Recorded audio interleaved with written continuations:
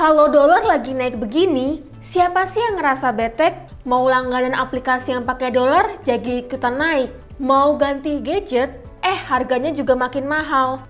Andai aja dolar bisa terus stabil di angka 10.000 kayak tahun 2000-an. Pasti enak ya, semuanya jadi murah.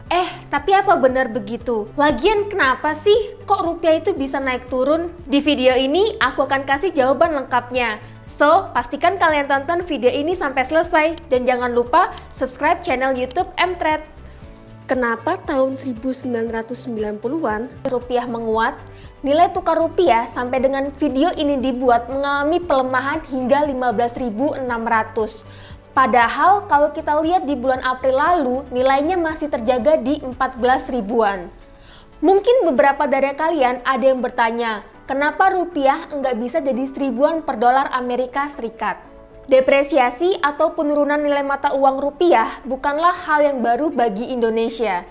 Sekedar informasi, zaman pemerintahan Presiden Soekarno, rupiah kita nilainya 1 rupiah per dolar Amerika Serikat. Ya, saat itu memang Indonesia belum mengenal pasar bebas. Nah, masuk ke era kepemimpinan Presiden Soeharto atau Orde Baru, rupiah mulai mengalami penguatan. Pada masa itu, Indonesia menganut sistem Managed Floating Exchange Rate atau nilai tukar mengambang terkendali. Di sini, nilai tukar rupiah terhadap sejumlah mata uang asing sudah ditetapkan dan diatur oleh Bank Sentral.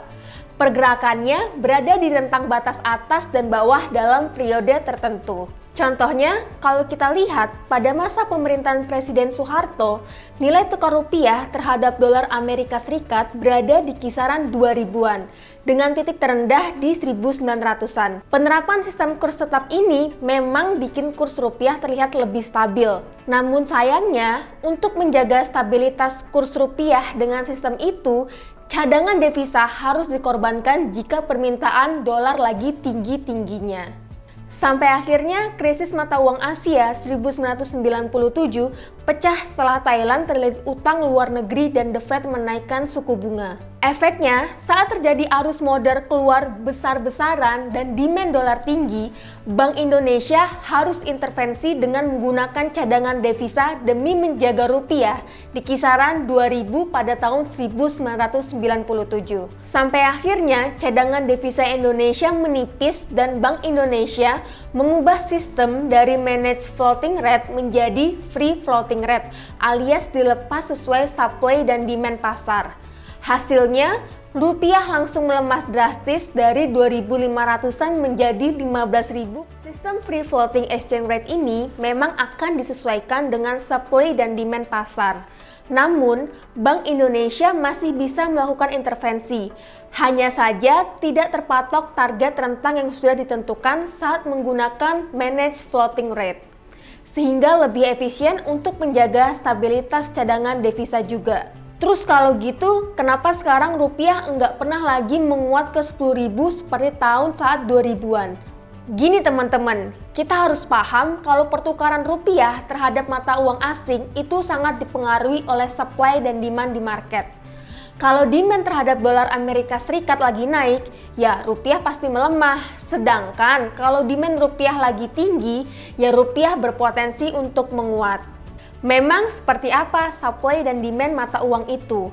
Ada beberapa sumber peningkatan demand mata uang asing seperti dolar Amerika Serikat terhadap rupiah, seperti ketika periode pembayaran utang luar negeri yang terjadi dalam beberapa waktu seperti setiap akhir kuartalan, atau aksi jual investor asing dari surat berharga negara dan pasar saham.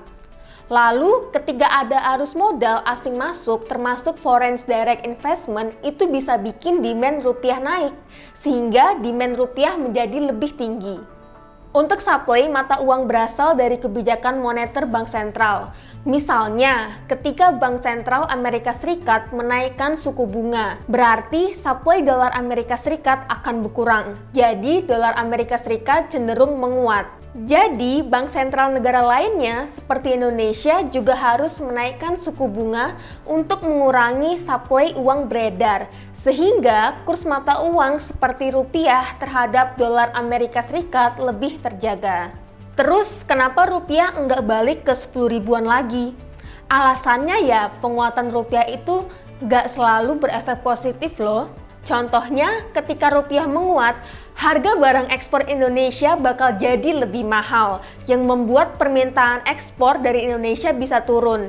Efeknya ya bisa aja pabrik-pabrik yang produksi barang ekspor melakukan efisiensi. Kalau udah terjadi efisiensi, potensi tingkat pengangguran bakal naik, yang bisa membuat daya beli masyarakat menurun. Loh, berarti bagus kalau rupiah melemah? Ya enggak juga dong. Kalau dari sisi ekspor dan impor, pelemahan rupiah bagus buat meningkatkan daya saing ekspor Indonesia. Tapi ingat, kalau Indonesia juga memerlukan barang-barang impor, artinya saat dolar Amerika Serikat naik, ya harga produk impor juga pasti naik, termasuk mungkin bahan baku. Nah, kalau harga bahan bakunya aja udah naik, inflasi juga berpotensi naik, daya beli masyarakat bisa turun. Kalau gitu, posisi apa yang terbaik? Posisi rupiah terbaik adalah yang stabil, alias kenaikan dan penurunannya nggak drastis. Coba deh bayangin, misalnya nilai tukar rupiah bulan ini menguat ke 10.000, terus bulan depan melemah ke 15.000. Ya kondisi ekonomi kita udah pasti bakal kacau. Lalu, apa dampak naik turunnya rupiah kehidupan sehari-hari terhadap investasi atau trading? Seperti yang udah aku bilang tadi, saat rupiah melemah, harga barang-barang impor tuh bakal mengalami kenaikan. Nah sebaliknya, waktu rupiah menguat, biasanya harga barang impor jadi lebih murah. Kalau di investasi dan trading, gimana dong? Fluktuasi rupiah bisa mempengaruhi kinerja investasi dan tradingmu. Kalau kamu punya saham emiten yang berbisnis produk impor, saat nilai tukar rupiah melemah, harga jual barang naik, potensi kinerja pendapatan emiten bakal melambat. Bukan cuma itu, emiten yang punya utang dolar tapi pencatatan keuangannya menggunakan rupiah, beban utangnya berpotensi naik. Dengan kata lain, pelemahan nilai rupiah menjadi sentimen negatif terhadap saham-saham yang terkait. Tapi pelemahan rupiah ini nggak melulu negatif buat pasar saham. Emiten terkait barang ekspor justru bisa berpotensi diuntungkan. Soalnya harga jualnya makin kompetitif dan omsetnya berpotensi meningkat. Lalu, apakah kita, masyarakat biasa, bisa berperan dalam membuat rupiah lebih stabil lagi? Tentunya bisa dong. Ada baiknya saat rupiah melemah, kita nggak berburu dolar. Siapa nih kalau ada berita rupiah melemah drastis malah pengen beli dolar? Padahal teman-teman, kalau beli dolar pas rupiah melemah, sama aja seperti membeli di pucuk kan? Kita juga bisa membantu demand rupiah dengan membeli produk-produk lokal yang nggak terkait dengan aktivitas impor. Termasuk untuk bisnis, lebih baik berorientasi ekspor daripada memburu barang murah dari China yang terhitung jualan produk impor. Saat rupiah melemah, kita juga bisa berperan dengan menghemat penggunaan BBM. Soalnya, Indonesia kan sekarang impor minyak. Kalau konsumsi minyak tinggi, ya beban impor juga tinggi, rupiah juga jadi melemah. Tetap berinvestasi. Investasi dalam negeri seperti di pasar modal Indonesia hingga SBN Retail juga membantu stabilkan rupiah. Karena pasar modal kita menjadi tidak bergantung kepada asing. Oke teman-teman, itu tadi pembahasan terkait alasan naik turunnya nilai tukar rupiah.